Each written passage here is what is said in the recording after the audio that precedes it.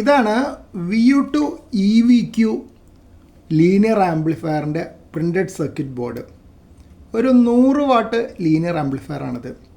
അത് ആദ്യമായിട്ട് ഡിസൈൻ ചെയ്തത് പ്രധാനമായിട്ടും മൈക്രോബിറ്റെക്സ് റേഡിയോ ഉണ്ടല്ലോ, മൈക്രോബിറ്റെക്സ് QRP ആണല്ലോ, ചെറിയ പവറിലേ ഉള്ളൂ, 5 മുതൽ 10 വരെ വാട്ടൊക്കെ ഉള്ളൂ.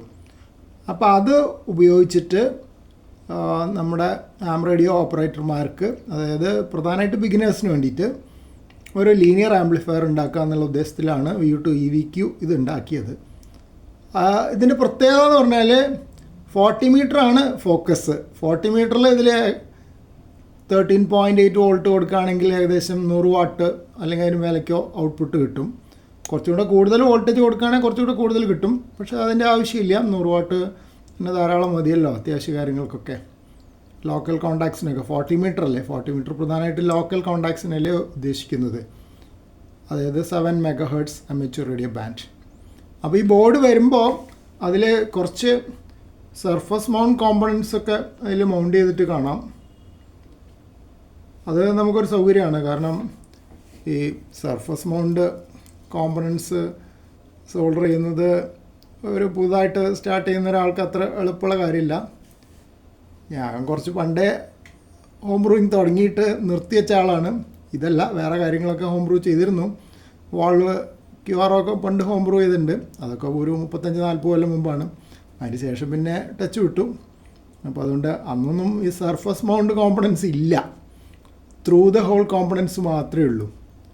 അപ്പോൾ ഇതൊരു കൗതുകത്തിന് അന്ന് അസംബിൾ ചെയ്യാമെന്ന് വിചാരിച്ചതാണ്. RF ട്രാൻസിസ്റ്റേഴ്സിന് വളരെ വില കൂടുതലാണല്ലോ. LDMOS ഒക്കെ ആണെങ്കിൽ 30,000 രൂപയൊക്കെ വിലയുണ്ട്.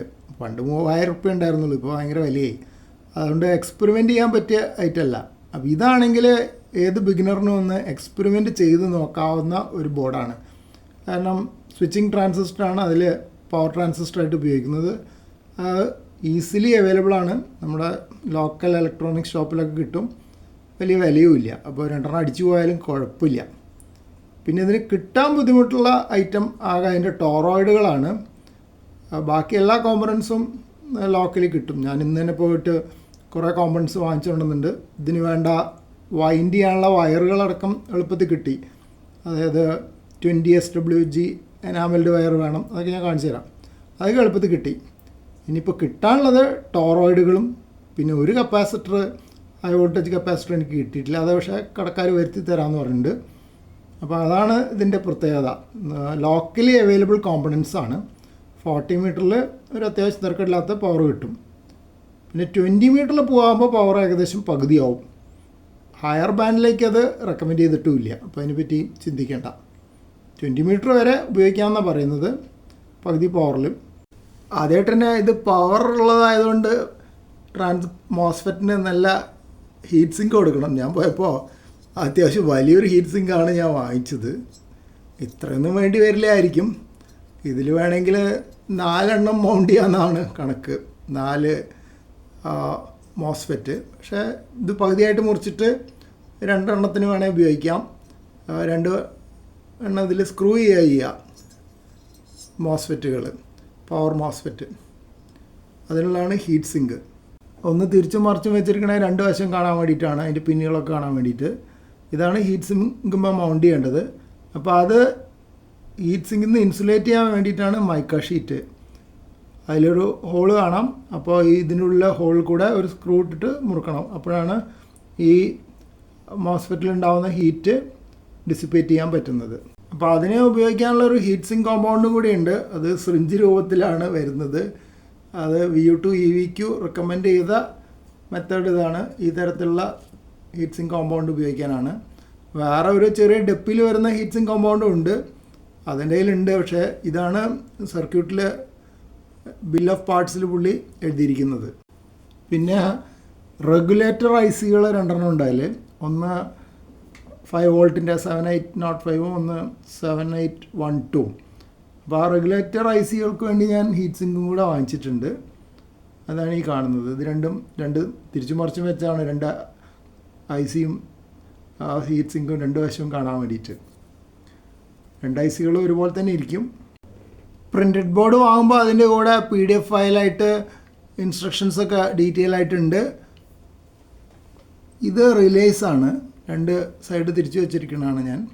പിന്നെ ഇത് ഹൈ വോൾട്ടേജ് സെറാമിക് കപ്പാസിറ്റേഴ്സ് ആണ്. ഇതിൻ്റെയാണ് ഒരെണ്ണം കിട്ടാൻ ബാക്കിയുള്ളത്. എനിക്ക് ഇവിടെ ലോക്കലി ഇല്ല ഇപ്പോൾ തൽക്കാലം, പിന്നെ ഒരു ദിവസം വരുത്തി തരാമെന്ന് അവർ പറഞ്ഞിട്ടുണ്ട്. ഇത് റിവേഴ്സ് പൊളാരിറ്റി പ്രൊട്ടക്ഷൻ ഡയോഡ്സ് ആണ്. നമ്മൾ അഥവാ പലരും തെറ്റിപ്പോകുന്നൊരു പരിപാടിയാണല്ലോ, അറിയാതെ മറിച്ച് കൊടുത്തു പോകും പവർ. അപ്പോൾ അടിച്ചു പോകാതിരിക്കാനുള്ളതാണ് റിവേഴ്സ് പൊളാരിറ്റി പ്രൊട്ടക്ഷൻ ഡയോഡുകൾ. ഇതൊക്കെ പിന്നെ എല്ലാവർക്കും പരിചയമുള്ള തരം കോമ്പണൻസ് ആണ്.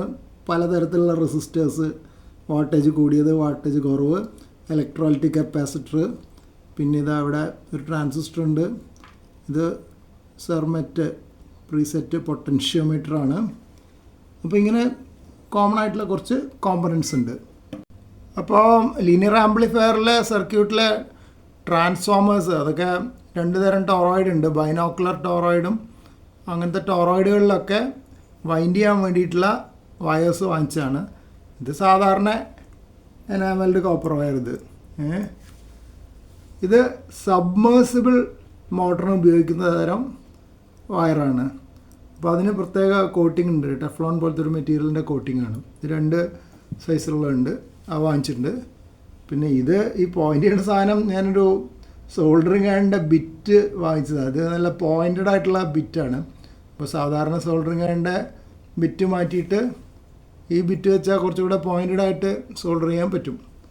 പിന്നെ കമ്പ്യൂട്ടറിലൊക്കെ ഉപയോഗിക്കുന്ന പോലത്തെ ഒരു DC ഫാൻ വേണം. ഇതിപ്പോൾ ഇതിൻ്റെ റേറ്റിംഗ് കാണാം അവിടെ 12 വോൾട്ട് 0.15 ആംപിയറിൻ്റെയാണ് ഞാൻ വാങ്ങിച്ചിരിക്കുന്നത്.